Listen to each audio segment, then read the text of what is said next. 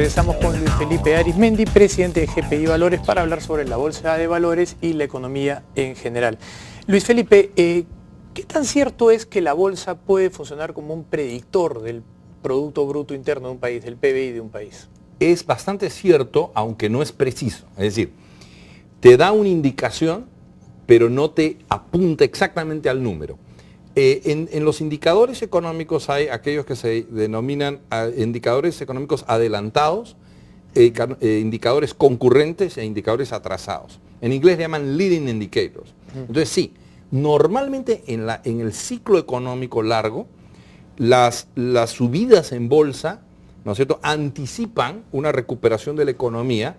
Y luego la superación de la economía o el incremento de la economía anticipa, por ejemplo, mejoras en el empleo y viceversa. Eso se explica por la forma como se evalúan las acciones. Así es. Como tú estás haciendo un valor a futuro y trayéndolo a presente, lo que estás es tratando de adelantarte a lo que va a ocurrir en el futuro. Así es.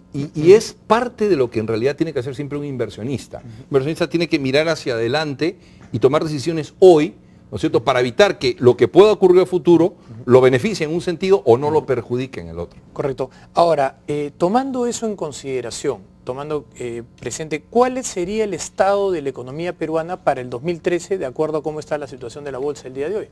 La bolsa en estos pocos días del 2013 ha aumentado casi 5% en lo que va del año y en realidad está enviando señales positivas. Ahora, sin embargo, hay que recordar que el mes de enero es típicamente un mes bueno en casi todas las bolsas del mundo históricamente.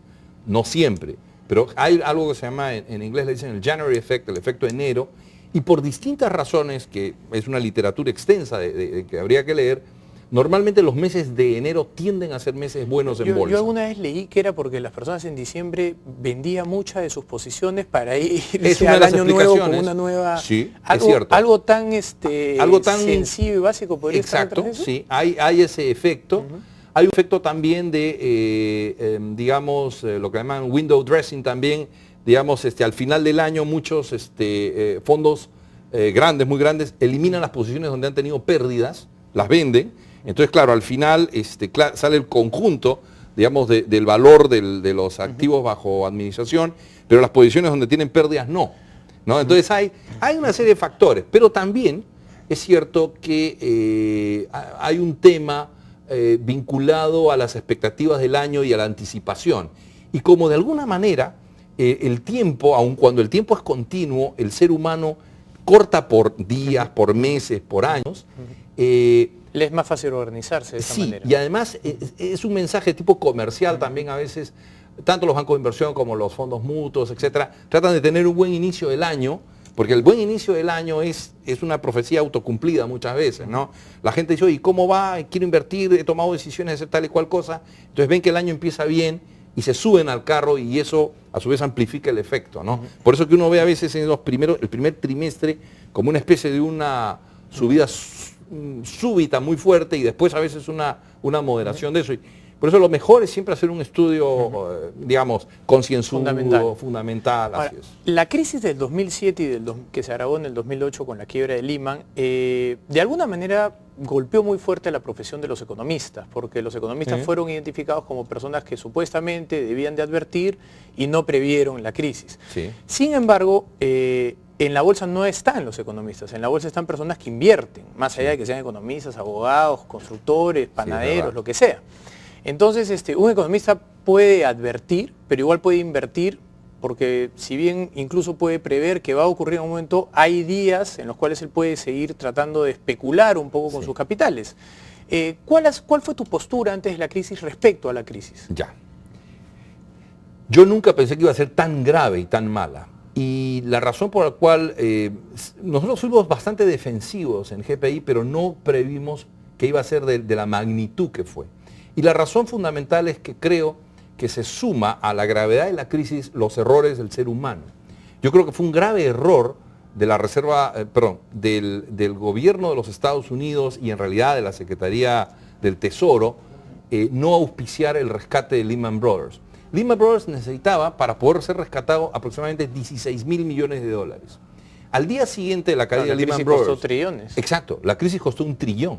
Claro. Es que el efecto sistémico cuando se genera uno de estos eventos es Supuestamente era explosivo. para cubrirse de lo que ellos llaman el daño moral, ¿no? Así es. Que otras empresas no tomaran actitudes Así es. riesgosas Pero- creyendo que iban a ser rescatados. Es cierto, pero ¿qué Sin embargo, ocurrió? rescataron a muchos ese mismo Pero día. el día siguiente Claro. se caía AIG y tuvieron que ponerle 35.000 millones de dólares y luego 85.000 millones a AIG. Al mes siguiente se caía Wachovia, tuvieron que organizar un rescate.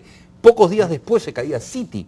A Citi le tuvieron que dar 25.000 millones, luego 20.000 millones y hacerle lo que se llama un fencing, o sea, una estructura de protección de 300.000 millones de dólares. O sea, los que previeron esta caída, porque sí hubo gente que advirtió que se estaba creando una burbuja, provenían de una teoría que decía que la inflación de la masa monetaria generaba la sensación de que había mucha demanda y por lo tanto había mayor propensión a invertir, más allá de que esa inversión tuviera sentido real o no, porque el bienestar no era real, sino era inflacionario. Sí. Y eso está ocurriendo el día de hoy. Estados Unidos infla sus mercados, Europa infla sus mercados, China no sabemos.